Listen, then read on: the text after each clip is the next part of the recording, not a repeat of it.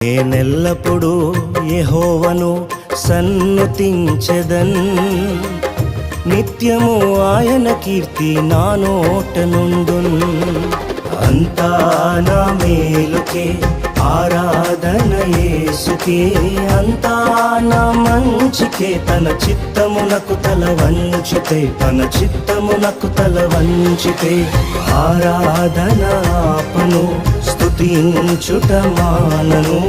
ఆరాధన ఆపను, స్తుతించుట మానను, స్తుతించుట మానను.